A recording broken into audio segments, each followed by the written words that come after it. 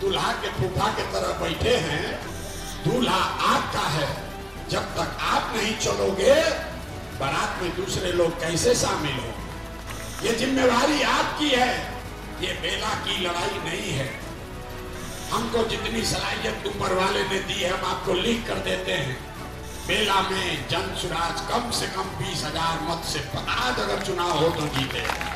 नमस्कार, हमारा नाम है समरीन और आपने देखना शुरू कर दिया है लाइव सिटीज। देखिए, आपको मालूम है कि जनसुराज के सूत्रधार प्रशांत किशोर पूरी तरह से एक्टिव हैं। आपने देखा है कि प्रशांत किशोर अलग अलग विधानसभा क्षेत्रों में जा रहे हैं और वहां पर खूब गरज रहे हैं, खूब बरस रहे हैं।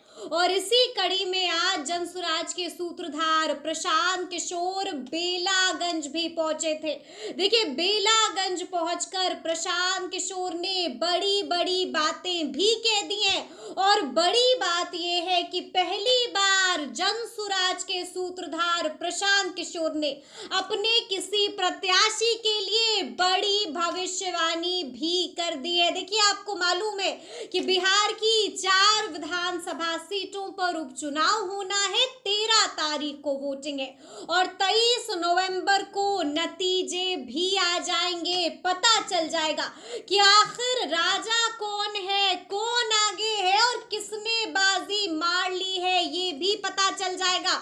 और इसी कड़ी में जैसा कि मैंने आपको पहले भी बताया है कि जनसुराज के सूत्रधार प्रशांत किशोर बेलागंज पहुंचे थे। देखिए, आपको मालूम है कि बेलागंज में पहलवान कौन कौन है। आपको मालूम है कि एक तरफ है एनडीए की प्रत्याशी मनोरमा देवी, दूसरी तरफ है महागठबंधन के प्रत्याशी डॉक्टर विश्वनाथ और तीसरी तरफ मैदान में है जनसुराज के प्रत्याशी मोहम्मद अमजद। देखिए, कई सारी बातें कही जा रही थी। कहा जा रहा था कि क्या मोहम्मद अमजद से मुसलमान कहीं नाराज तो नहीं है। देखिए, इसको लेकर भी बेलागंज पहुंचकर प्रशांत किशोर ने बड़ी बात कह दी है। सबके सामने खुले में सरेआम प्रशांत किशोर ने बड़ी बात मुसलमानों से कह दी है। क्या कुछ कह रहे मुसलमानों से प्रशांत किशोर, सबसे पहले आप उनको सुनिए। रामगढ़ में भी 30,000 से ज्यादा मुसलमान हैं, वहां पर भी जनसुराज में मुसलमान दावेदार था। तरारी में 40,000 मुसलमान हैं, वहां पर भी मुसलमान समाज से कोई दावेदार था। लेकिन सभी ने बैठ के तय किया कि न भैया, ये कौम की बात है, हम ये नहीं चाहते हैं कि आप एक भी टिकट, एक से ज्यादा टिकट दें। अगर एक ही देना है तो आप बेलागंज दीजिए। आपके यहाँ अहमद साहब नहीं आए, आप नाराज बैठे, आपका फोन नहीं उठाया, आपकी नाराजगी है। जो तरारी में आपका भाई बैठा है वो अहमद साहब को नहीं जानता है, उसने अहमद का चेहरा भी नहीं देखा है, लेकिन उसने सबके भलाई के लिए कहा कि ना भाई, हम चुनाव नहीं लड़ेंगे, बेलागंज के लोगों को टिकट दे दीजिए। और आपको जब टिकट दे दिया तब आप मुंह फुलाकर दूल्हा के फूफा के तरह बैठे हैं कि हमको अहमद पूछने नहीं आया। अरे भाई, दूल्हा आपका है, दूल्हा आपका है, जब तक आप नहीं चलोगे बारात में दूसरे लोग कैसे शामिल होंगे। तो ये जिम्मेवारी आपकी है, ये जिम्मेवारी आपकी है। ये बेला की लड़ाई नहीं है, ये बेला की लड़ाई नहीं है।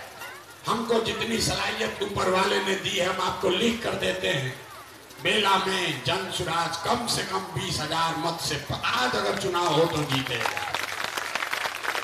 क्योंकि लोग यहाँ के अपराध और अपराधियों से तंग आ गए। बात हिंदू मुसलमान की नहीं है, बात अमजद की नहीं है, बात जनसुराज की नहीं है, बात लोगों के इस परेशानी की है कि 30 बरस से यहाँ अपराधियों ने अपना कब्जा कर रखा है। पहली बार किसी ने हिम्मत की है कि आइए, आप सामने खड़े हैं और है दम तो लड़के दिखाओ, डरा कर दिखाओ। लोगों ने कहा कि बेलागंज में चुनाव लड़ना है तो 10-20 करोड़ रुपया लगेगा। हमने आपके समाज के एक गरीब घर के बच्चे को चुनाव में खड़ा किया है, और बड़े से बड़ा पैसा वाला टिक नहीं सकता है। ये आपकी जिम्मेवारी है। अगर आप नहीं साथ खड़े होगे तो भाई आप अपने को धोखा नहीं दोगे। पूरे राज्य में मुसलमानों का जो एक रास्ता खुल रहा है वो बंद हो जाएगा। देखिए जन स्वराज के आने से आपका क्या फायदा हुआ। जन स्वराज के आ जाने मात्र से जो लोग आपके समाज के एक बड़े नेता उनकी मौत के बाद मैयत में शामिल नहीं हुए, आज उनको घर में बुलाकर टोपी पहना रहे हैं, दल में शामिल करा रहे हैं। ये जन स्वराज की ताकत है। ये बेलागंज में मुसलमानों का हुजूम जो जन स्वराज के साथ चल रहा है, ये उसकी ताकत है। ये जन स्वराज लोकतंत्र को जिंदा कर रहा है। मुसलमानों की बंधुआ मजदूरी को खत्म कर रहा है। मुसलमानों को ये बताया जा रहा है कि आप खड़े होइए, वोट जिसको देना है दीजिए, लेकिन कम से कम इतना जरूर कहिए कि अगर हमारा काम नहीं करोगे, अगर हमारे बच्चों की चिंता नहीं करोगे, अगर हमारे बच्चों के पढ़ाई और रोजगार की बात नहीं करोगे तो हम बंधुआ मजदूर नहीं हैं, हम जन स्वराज में। तो सुना आपने कि बेलागंज पहुंचकर क्या कुछ कहा है प्रशांत किशोर ने। मुसलमानों को संबोधित करते हुए बड़ी बात कह दी है। साफ साफ कह दिया है कि ये वक्त नहीं है कि आप दूल्हे के फूफा की तरह मुंह बनाकर बैठे रहें। बड़ी बात मुसलमानों को संबोधित करते हुए कह दी है जन स्वराज के सूत्रधार प्रशांत किशोर ने। देखिए आपको मालूम है कि बेलागंज का माहौल क्या है। लाइव सिटीज भी आपको लगातार बता रहा है।